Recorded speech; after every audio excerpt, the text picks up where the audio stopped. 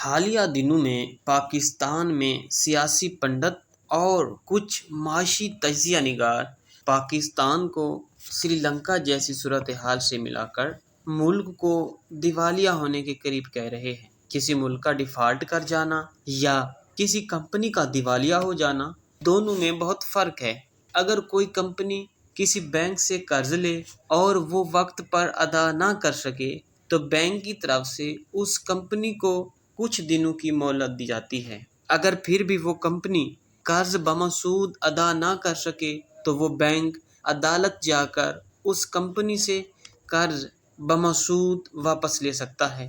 لیکن اگر کوئی ملک ڈیفالٹ کر جائے تو عالمی عدالت انصاف سے قرض کی واپسی کے لیے رجوع نہیں کیا جا سکتا۔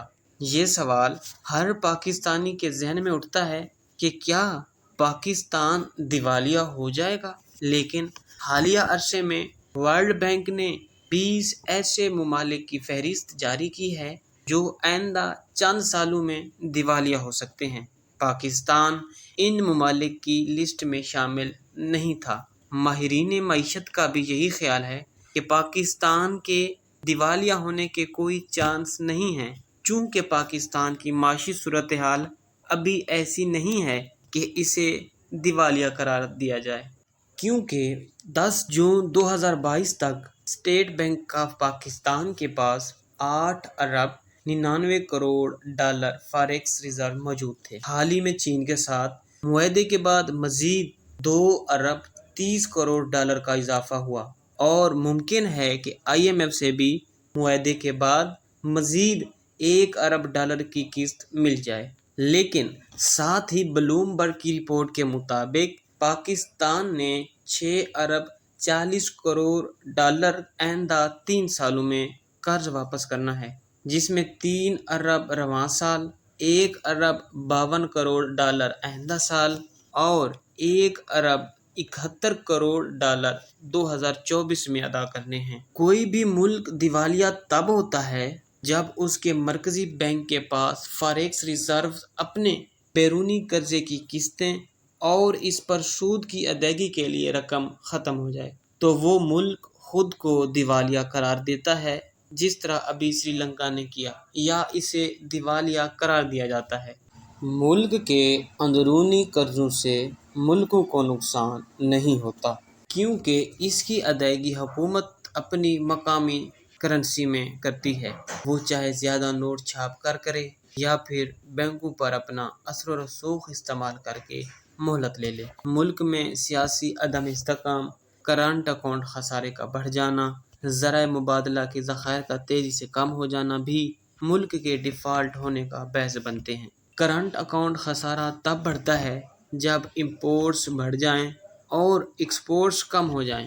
امپورٹس بڑھنے کے نتیجے میں ڈالر کی زیادہ مقدار بیرون ملک جاتی ہے، جس کا زیادہ دباؤ ذرائع مبادلہ کے ذخائر پر پڑتا ہے، کیونکہ وہاں سے درآمدات کے لیے ڈالر کی صورت میں ادائیگی کرنا پڑتی ہے۔ اس طرح اگر تجارتی خسارہ مسلسل بڑھ رہا ہو اور ایکسپورٹس میں ڈالرز کی صورت میں رقم کم آئے تو یہ بھی ملکی ذخائر میں کمی لاتے ہیں۔ دنیا کے تقریباً سارے ممالک خسارے میں ہی چلتے ہیں، پاکستان ان میں اکیلا نہیں جو اس صورتحال سے گزر رہا ہو۔ خسارے سے چلنے سے دیوالیہ ہونا ایک کمپنی کے لیے تو ہو سکتا ہے، لیکن ملکوں کا معاملہ مختلف ہوتا ہے۔ سری لنکا پہلا ملک نہیں جو دیوالیہ ہوا ہو۔ اس سے پہلے یونان، لبنان، برازیل، وینزویلا اور ارجنٹائن سمیت 1960 کے بعد 147 ممالک دیوالیہ ہو چکے ہیں۔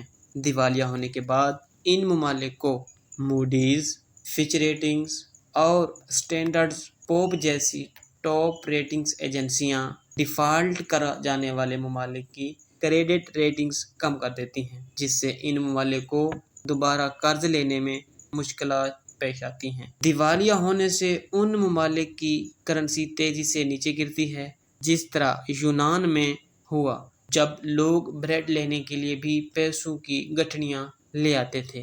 مہنگائی بھی اسی تیزی سے بڑھنا شروع ہو جاتی ہے، تجارت پر پابندیاں لگ سکتی ہیں جس سے ایکسپورٹس نہیں ہو سکتی اور بیسک نیڈز کی بھی ٹریڈ مشکل ہو جاتی ہے۔ اہم سوال یہ ہے کہ ملک کے دیوالیہ ہونے سے عام آدمی پر کیا اثرات پڑتے ہیں۔ ملک کے دیوالیہ ہونے سے اس ملک کی کریڈیبلٹی عالمی سطح پر کم ہو جاتی ہے۔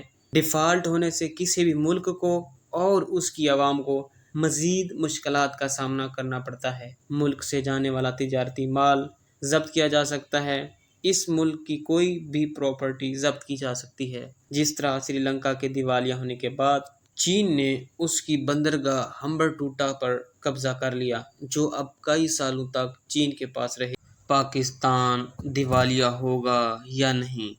حکومت کی پاکستان کو دیوالیہ ہونے سے بچانے کی کشمکش کہ وہ پاکستان کو دیوالیہ ہونے سے بچانے کی کوشش کر رہی ہے، جس میں غریب آدمی مہنگائی کی چکی میں پس رہا ہے، اور اس بات کا کسی کے پاس کوئی جواب نہیں کہ مہنگائی میں پسے لوگ کب تک ان حالات کو برداشت کریں گے۔